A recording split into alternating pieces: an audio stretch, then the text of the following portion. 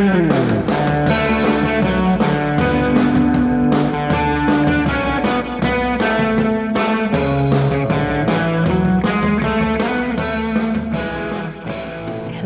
and welcome to the How to Live in Denmark podcast. I'm Kay Zander Mellish. Along with food and housing, getting around is a big part of the cost of living in Denmark.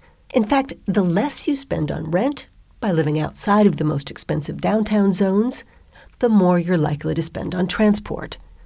And no matter what the tourist brochures might suggest, you probably won't go everywhere on a bike in Denmark.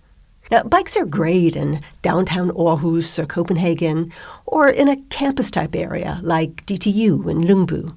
But the further you get outside of urban areas, the more useful a car is.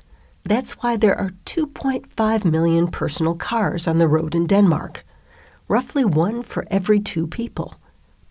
Cars are brutally expensive in Denmark, but there are many ways to lower your cost of living by getting around for less, and it has a lot to do with how well you plan. Danes are, in general, very good advance planners. My personal favorite when it comes to saving money on transport are the orange train tickets you can get for incredibly cheap prices if you book in advance. I was stunned to find that you can get from one side of Denmark to the other, from Copenhagen to Esbjerg to be precise, for only 99 crowns. That's cheaper than a 10-minute trip in a Copenhagen taxi. And it's a 3.5-hour journey from Copenhagen to Esbjerg. The key is there's so many of these tickets available per train, so you need to book them in advance. Otherwise, you could find yourself paying full fare, which is 4 times as much, to sit in the same seat on the same train. Advance planning is also key to saving money on transport when it comes to local trains and buses. Denmark's plastic Rejsekort, or travel card, has been widely criticized, in part because in addition to checking in, you need to remember to check out when your journey is complete. With your mind on where you are going and what you are doing, and not leaving your gloves or your phone or your groceries behind, this is trickier than it sounds. I avoided getting a Rejsekort for years, in part because I am exactly the kind of person who forgets to check out. But now I have one, and I've learned that it cuts the price of a local journey drastically. A ticket from Copenhagen to Hillerød using the vending machine or an app is 84 crowns. It's 49 crowns with the Rejsekort. So that's a pretty big savings. The Rejsekort is also nice because you can use it pretty much all over Denmark. Recently I was in Aarhus and wanted to go out to Ebeltoft, which is a cute little tourist town out on the coast. I just clicked my Rejsekort on the rural bus, payment made. No messing around with paper tickets or apps or anything else. And if you do forget to check out, there's an app you can use. You can check out on the app. I use it a lot. Sometimes you're carrying something big home, furniture for example, and a car is the best way to do it. Advanced planning helps here too. Sign up for one of the car sharing services like Let's Go, Share Now, or Green Mobility. You can pay by the hour or book a whole day if you want to get out of town.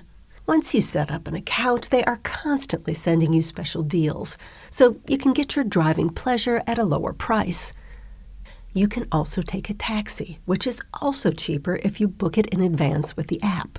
The app will also give you a fixed price for your trip, which reduces any incentive for the driver to take you along the scenic route. Of course, the cheapest form of transport is walking, followed by biking. Both walking and biking are also good exercise, unless you have one of the trendy new electric bikes that keep zooming past me in the bicycle lanes.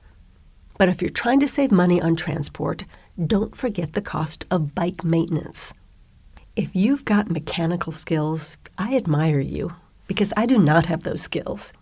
That's why when my family buys bikes, we always buy them from a shop that offers free lifetime tune-ups as part of the purchase price. A franchise like Free Bike Shop will allow you to get these tune-ups at any of their shops anywhere in Denmark. Now, using your bike for daily transport, you're going to need a tune-up at least twice a year. Brakes tightened, chain oiled, tires checked. That'll cost you 200 to 400 kroner every time, plus the replacement of any parts, so factor that in to the price of biking and include the cost of locks and theft. Bike theft is extremely common in Denmark, so that many people actually have 2 bikes or more. They might have a racing bike for long weekend tours and keep it inside during the week, then also have a shopper bike with a big basket for groceries, and then also sometimes have an ugly bike, which can be left at a train station or some other place that bikes are frequently stolen. I have one of these, a beaten-up old bike that nobody's interested in stealing. Some train stations have a special locked room for bike parking, so that's an option too, as long as the bike thieves don't have access to the same room. Before we go, let's talk about the bike transport combo. It's very common in Denmark to combine your bike journey with some other form of transport. For example, you can usually call a taxi and then put your bike on the back of the taxi. It costs a little extra, but it works well if you've driven a bit too far or had a bit too much to drink. You can also take your bike with you on most trains, metros, and light rail cars, even on some commuter ferry boats. Just bike to the stop, take your trip, and then bike away at the other end. Works well. But make sure to double-check whether or not you need a separate bike ticket. Some places you do, some places you don't. And if you don't have the right ticket, all your efforts to save money on transport will be in vain because you'll be fined 750 crowns by the roving controllers. Everybody gets caught by them at some point, and no, the Confused Foreigner Act does not work, and neither does crying. Double and triple check your ticket, because if you don't have precisely the right one on the bus or train, all your efforts to save money on transport in Denmark will be in vain. And that's the How to Live in Denmark podcast for this week.